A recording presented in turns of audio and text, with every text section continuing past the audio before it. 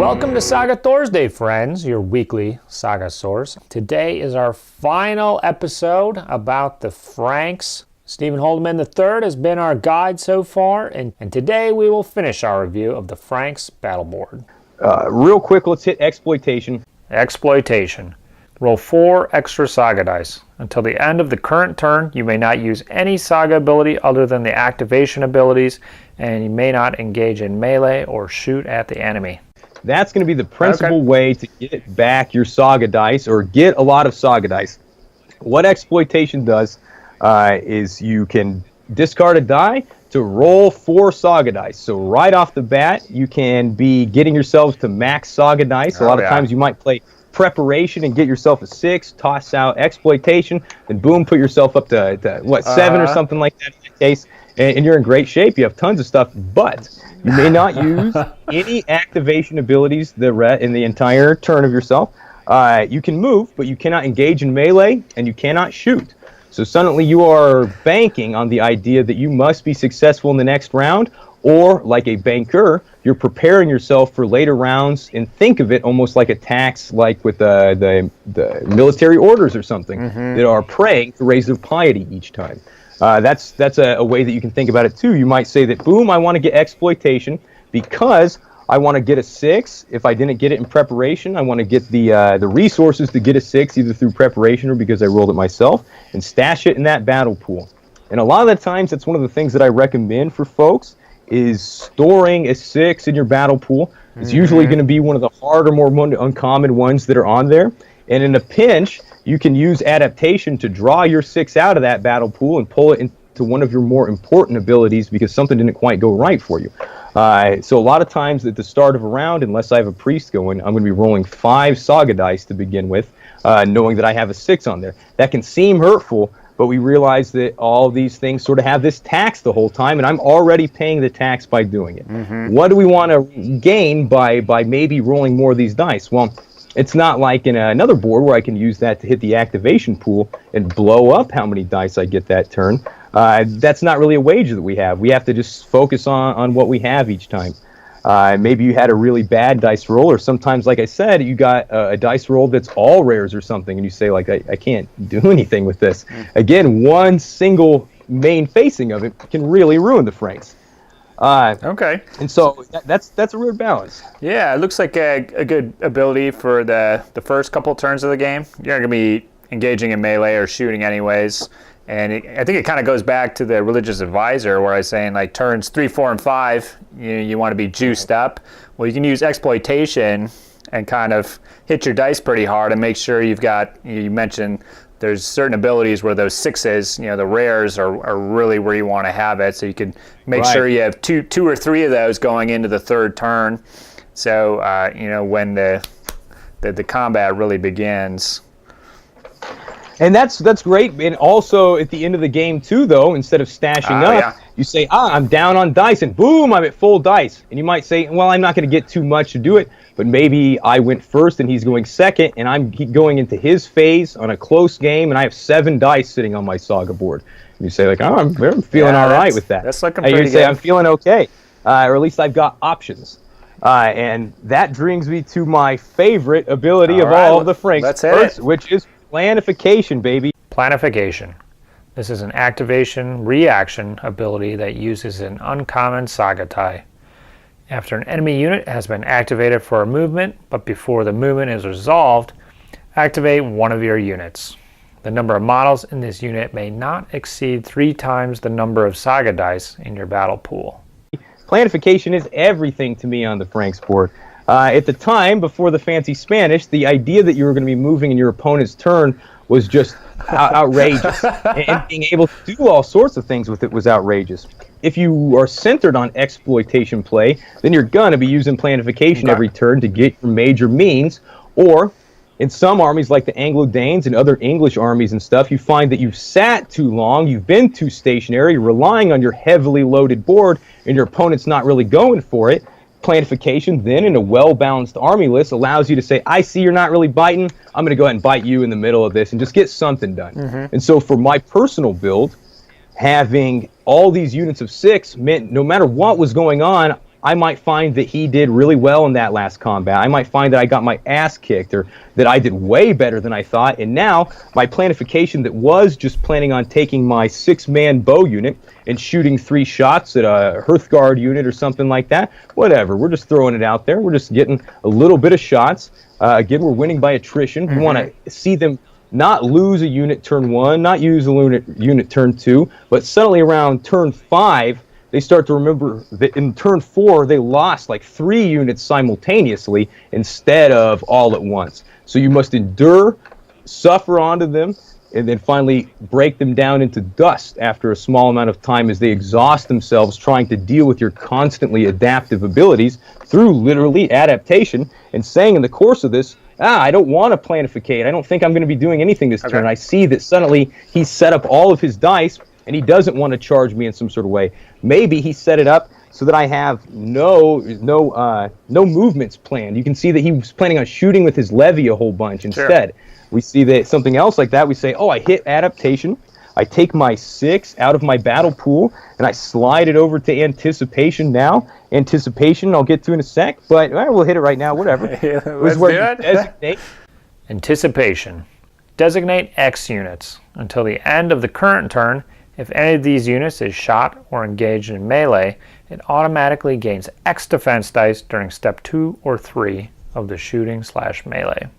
You designate X units as an orders reaction, and during that, this is kind of a balance, and people have kind of argued for different ways, and honestly, the folks that know the most about the rules, even beyond me and stuff, still kind of go, well, I guess it might be like this sometimes, but usually you're designating X, and even though X changes for you, that doesn't mean that suddenly you must decide in the middle of their turn that, now one of my units must not be able to benefit from this ability or something like that. Rather, what would change is how many defense dice they are generating in each one of those. Because what anticipation does is allow you to generate X defense dice in every melee or shooting that you are involved with in that turn. And that's something that's only going to be in their turn. And so suddenly we might be up at 3 on our battle pool. We got 1 in the combat pool, but we have 3 units that are getting 3 extra defense dice in every one of these. And I burn 1 in my combat pool. Suddenly I still have 3 units that are doing it because the timing of the event, it's still designated as them. And then now suddenly I'm getting 2 at each one of these. And now I'm getting 2 defense dice on every one of those. And the way that it was originally worded was not clear. It kind of sounded like, well, maybe you get it all at that activation point. And since it is usually kind of foggy on that, I usually try to play in the side of diminishing returns, and usually you find that that's okay. The board almost seems inspired to be built that way. Every action has a reaction for yourself and your opponent the entire time.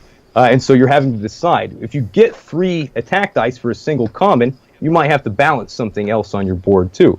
But in a way then, you have to say that my combat pool is not really a 1 dice ability, it's a 2 dice ability.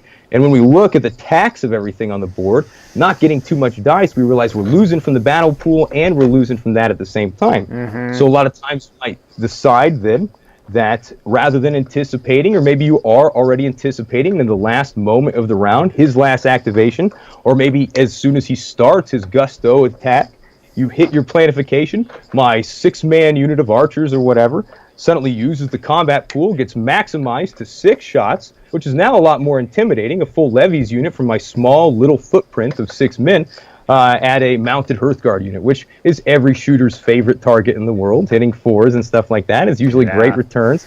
Anytime that I kill some of your Hearthguard in my turn, or in your turn, and I really didn't have to do too much for it, is fantastic. So some of those are the great examples of when to use your combat pool, or if you know that you didn't do anticipation and you're really just planning on using 1 big planification attack, a responsive attack in there, you're just saving your combat pool for that specific combat. And your order of events is important too. We look at something like protection. Protection. This is a melee or shooting reaction ability that uses an uncommon saga die. Before determining the number of defense dice to be rolled, reduce the number of hits suffered by our unit by X. One that sloughs off X hits that we take. We don't necessarily want to accidentally pull from our combat pool before we do protection, because that's going to diminish the power of our protection. Not too.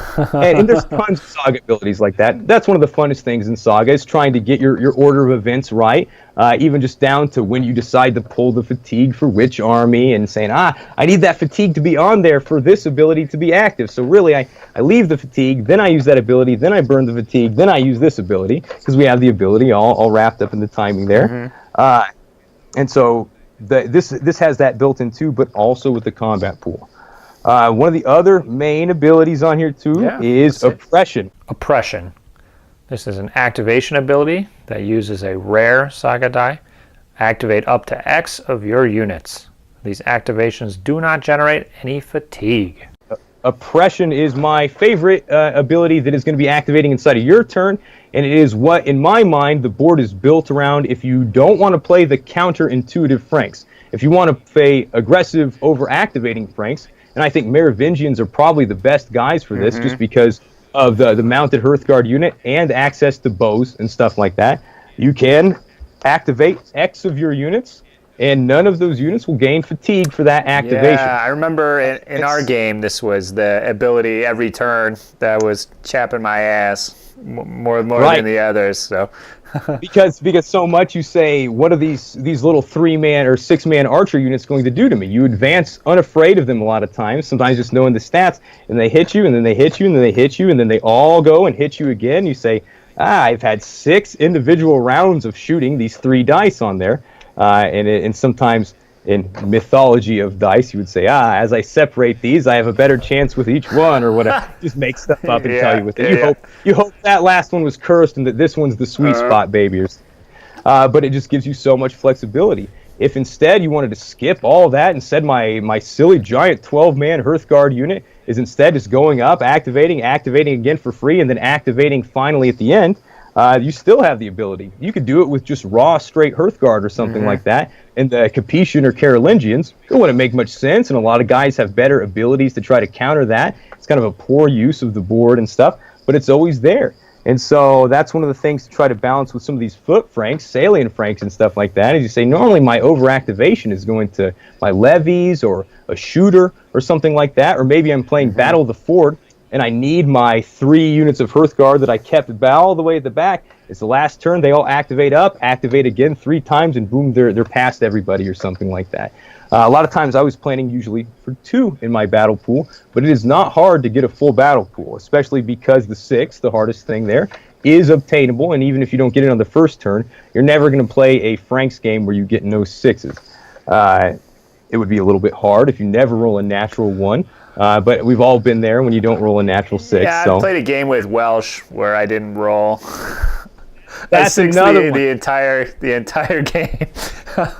Welsh is one of the other ones where you say, like, why are all these guys 6s? But then you balance all the great stuff that the Welsh board has, and it finally works for you, and you go, whoa, yeah, when you get them, it's good. So rising out, answering the call, or whatever some of these are, the mass activations. You tell me your whole army just shot at me twice with no fatigue or something.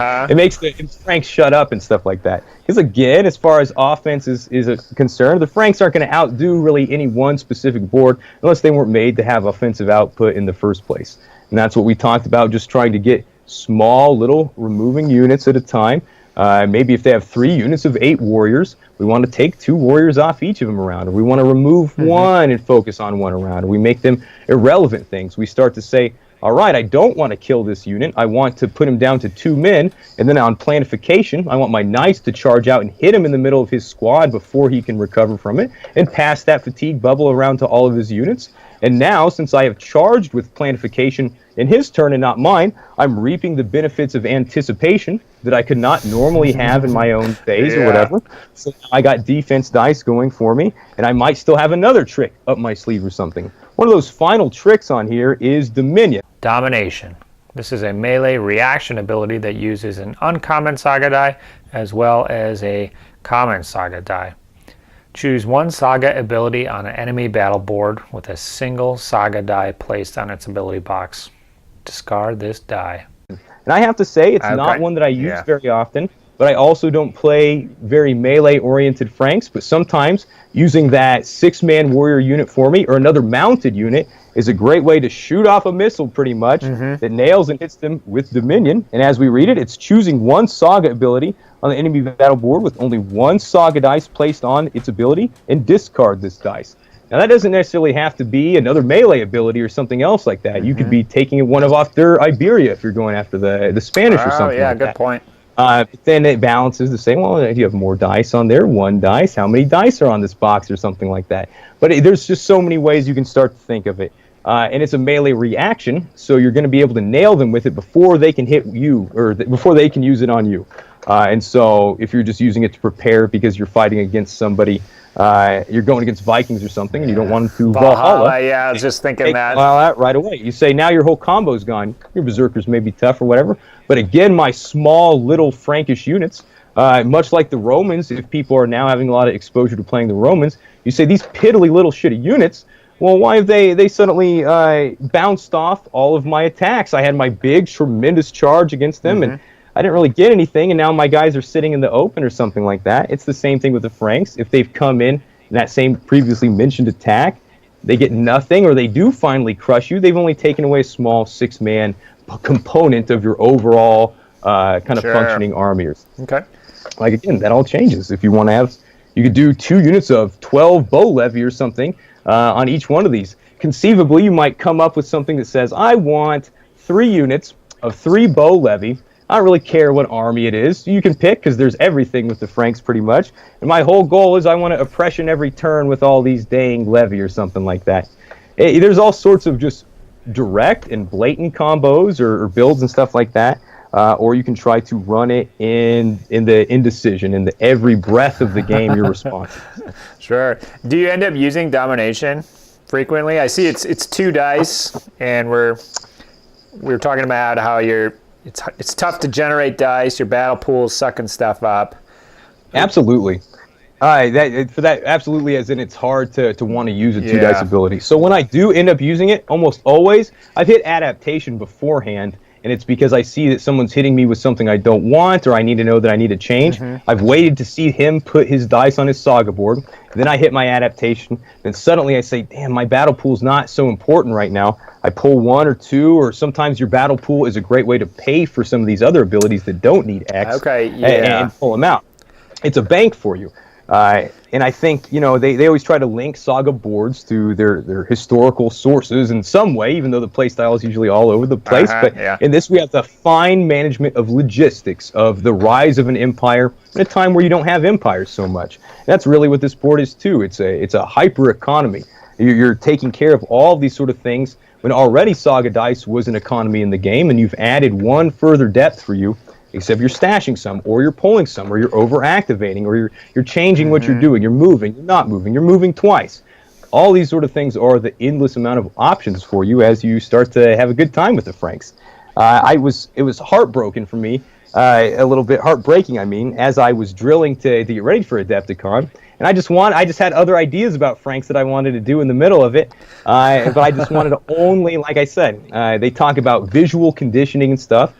Visual memory and stuff is super important for the mechanical aspect of the war game. So if your own units are there a certain number of times, like, again, bringing it back to chess or something like that, at a certain point, your brain, as a reflex, recognizes the array of shapes and colors that are in front of it, and it has a hardwired then response that's been conditioned to respond right away to help you out. And that is how we deal with a lot of stuff in our life, but drilling that for Saga in war games is going to be super important for pulling it all together for us. So by setting it up over and over and over and over, we don't have to get stressed out in the middle of this. We already have so much we have to be thinking about this board sometime that we're changing our plans. Our strategy has changed 3 times over the course of the same turn or something like that, because, again, you have the ability to make up for your bad results. There's almost always something you can do. You can pull out and say, I don't know. We're going all defensive this turn. Those combat pool dice are going to be based on defense dice for me or something else like that. There's a bunch of stuff like that. So okay. Yeah, you raised some good points there, especially with the adaptation and being able to change midstream in your own turn. Oftentimes you have to some of the learning curve with Saga is you have to come up with your entire battle plan before you start moving anything, and you have to. The problem is by the time I get to the end of the battle plan, I forgot what the first part of the plan was. Exactly. And sometimes you have to weigh, you allocate between your Hearthguard and your warriors. You have to decide that, well, statistically this should happen, so this is the dice that I have to allocate, and that doesn't always, obviously we've mentioned plenty of times that doesn't happen. So that's definitely a powerful ability. And then there was something you mentioned earlier with domination about how you pull the battle pool dice. So I think that's really, I think kind of a key thing. Maybe you can clarify, but you can. That's why I was saying at the beginning. That's one of the reasons to have the 6 on there, is so that you always, even if you have something bad going on, you can reasonably maybe get a 6 back every other turn, or really depends on how you're rolling. But with exploitation, you should almost always be getting a 6. So that's why I say every other turn at least, you should almost be guaranteed a 6. And if the Lord God blesses you correctly beforehand, you'll have some ahead of time. But by stashing it in the battle pool, you might have to say, do I want to be saving this for a better adaptation, this 6 that I got from interdiction? Do I suddenly realize that I was a little ahead of myself in my positioning now, and I don't really want to be using oppression, but instead, because that's the big gambit sometimes for a lot of players, is having to decide whether you're going to be using oppression and doing great with your 6 that turn, or if you're going to be using anticipation and dealing with it. If you're fighting a lot of ranged armies, shooting armies and stuff, you're going to get a lot more out of anticipation, because, again, they're not sacrificing much. You're saving on 4s, and so a lot of us know the defense dice goes a longer way trying to stop shooting and stuff like that. So guys with tons of small batch shooting hitting you over and over again. Steppe Tribes is one of my regular opponents, so they don't love having to fight against that sort of thing, and it just soaks up a lot of it. It takes care of it, and if you want to combine it with protection, it's up in the air. But you always have that 6, and a lot of times it's just deciding what you want to do with it. Sometimes you get too many 6s. Your opponent goes, oh man, you got a great roll or whatever there, and you're trying to insist that you did not get a roll. It really got in your craw. You're having a bad time with it or something like that. But they don't really get it. 6s always mean good things. 6s are always good, right? Can't you just use it for your battle pool? And you're thinking to yourself, like, I've already been having to explain so much about this board. I don't want to explain to you right now why. Just shut up. I can't use it. You only need 2 helmets, as we're saying there too. So, and then one of the other interesting things that's not covered on the board here, not covered elsewhere, is mercenary units. And I've been having a growing idea, and I'm also not so sure about the truth of a rule on this one a little bit. So I haven't really tried to push the idea around too much. We want to get it clarified, but. With exploitation here, it talks about that until the end of the turn, you may not use any Saga ability other than activation abilities, and may not engage in melee or shoot at the enemy. The other thing now that we look at is mercenaries. Now, mercenaries all the way back here for the regular old Dark Age guys, they don't really have a lot of great options. You look at steppe nomads for some guys or something. You got the Flemish mercenaries, but a lot of times you just take them almost as a novelty, or you have a strong something. Some people like the wandering monks, use them as a really cool screen to. They're not getting. Thinking with the wandering monks, because you're not getting a dice from levy anyway. So why not have it be a super levy in the process and get a lot of stuff from them?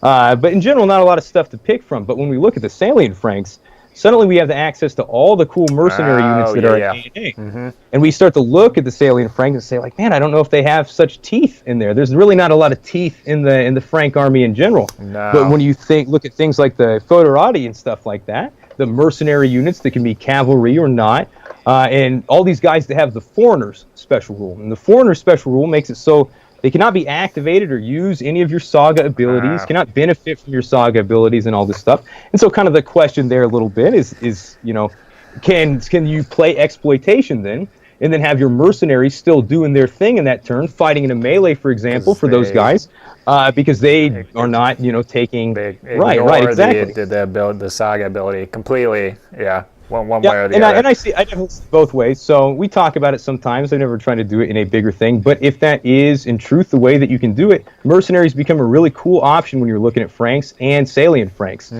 because you have just some really cool ways to add raw stats on there. Going back and looking at the Merovingians, We saw that it was super cool that we have Javelin Hearthguard, and super cool we got that little Saxon unit. Well, we got Sea Wolves, we got Guides, we got Foot Roddy, we got all sorts of things that are really solid units that we can probably add in there and get a lot of benefit from, and still be hitting exploitation at the same time. So in a way, you kind of, at the start of the Franks, already have a million branches in front of you. You have to say, what do I want to do? Because if you just kind of thrust yourself in there, you'll start to understand how the mechanics relate to each other. And maybe by situation, you might have, because of your meta, started to add or take or tinker on your giant army list that you have. But it's a good idea to try to recognize your play styles, what you want the overall goal to be, the way you want to get that damage done. For me, I was very content, and I thought it was, like I said, something full of elan, a noble thing to try to run the Franks, small 6-man units, hyper-reactive. It performed beautifully before. All this sort of stuff where your opponent is just saying, what's happening with all this stuff? One of the great uses of planification, other than just shooting at somebody or charging someone in melee on their turn, is suddenly moving a unit out of melee range, moving them out of it, or suddenly moving a warlord or something like that into Warlord's Pride range. Or moving somebody in so that you know at the start of their second activation, so they move, and then it's done. Then they say that I activate this unit to move. They pull their dice, but before they move, you move your unit now with planification within 4 inches of their unit. They are obliged now to charge you because they are starting movement within short of you. So there's all sorts of plays like that too. Sometimes you want them to attack you. Sometimes they can't attack you at all. Sometimes your cavalry unit came flying out of nowhere and stretched out in a line and suddenly blocked everything that they wanted. Or suddenly all these sort of things start to happen. So you can always do that. And that's what I loved about 6-man units. But I really think that unless you're just bullheadedly wanting to just do heavy oppression-based fighting only with the Franks, you should at least be building around units of 9 and stuff like that. Because 9 is the maximum sized unit that you're going to be able to activate with planification. Okay, yeah. And so sometimes you might have a really big unit. Maybe you have your 8-man Saxon unit in the other side, but you only have 2 in your battle pool. Maybe you burnt 1 in your battle pool because you used the combat pool on that turn or something else like that. And now you only have 2 dice and cannot activate your unit to planificate into the enemy like you thought. Drat. The plans come crumbling down. John Fry's message of the headache army starts to come all back to you. Okay. Cool. Well, thanks for going through all this. I'm kind of inspired. I know it's an overwhelming. Inspired right now to take up the challenge, take up the call. Yeah, sounds like whatever style you like to play, you could pick one of those factions and it'd probably work for you. You can. If you really want, if you're a guy that has to have a great return on every single turn that you do, realize that you're going to get a lot of that done in raw shooting then, and it's not going to be through an Irish type ability where we're doubling our hits or cutting through armor or something else like that. It's just going to be because you took that Hearthguard unit or those bow guys and you shot and shot and shot and shot and shot, and then a lot of times your military sort of warriors and other stuff where they're just take the brunt, respond accordingly, all that sort of stuff. So it's fun to shoot your warlord around. It's fun to go ahead and pull your warlord out of danger with planification and stuff. But no matter what, sometimes if you just go through the process that I talked about at the beginning of drilling, preparing, trying to make sure that you feel like you're polished enough and not getting a headache when you're playing the board, it just betters your game in Saga across the board. All those are great ways to reassess your skills at the fundamentals that try to say if we're ready across the board to balance this really weird thing here that is Franks. It's like an expensive German automobile or something like that. One piece goes wrong in the course of it, and you say like, "Oh my God, I can't even find anybody to fix this thing. Like this is a issue for us or something." And so those are something that's important there to kind of take a chill pill with you to the event a little bit, that's for sure. If you're taking them out there, if you're relying on getting at least even a little bit below statistical dice and you're flatlining, like I said, and that big occasion where I got the very worst dice returns was shooting at old Dave Clark, who was a UK winner, a couple of high placings in the UK and stuff, riding around with his Welsh that year. And Welsh Hearthguard guys are hit on threes that are mounted. Like there's nothing in the world that a shooting army that doesn't have much to add extra stink wants. And half my army was shooting and unloading through the course of those guys in a couple turns. I killed like 2 guys.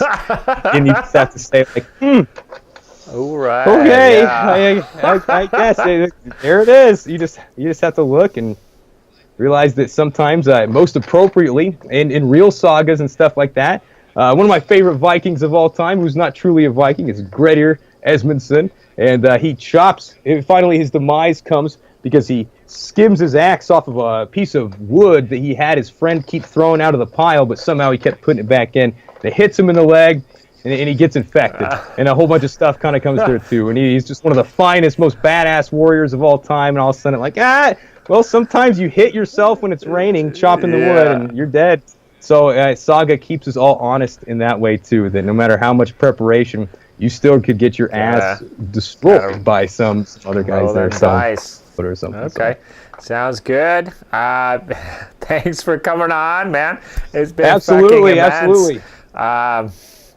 I'm sure. I think it's a little longer. I'm looking at the time than what other ones have been. I hope it is digestible a little bit. Break stuff up into a lot of pieces. How to break it up, but a lot of knowledge being thrown out there, and definitely inspiring. I think your enthusiasm can definitely bleed through the video and audio here. Absolutely. Yeah, well, that's what we're going to call it today. And thanks, Steven. Thank you for having me on, man. Steven Holdeman, the third. Absolutely. Yeah, we see you're posting on the Saga Storm and the Saga, the main Saga group you post on there as well, right? Absolutely.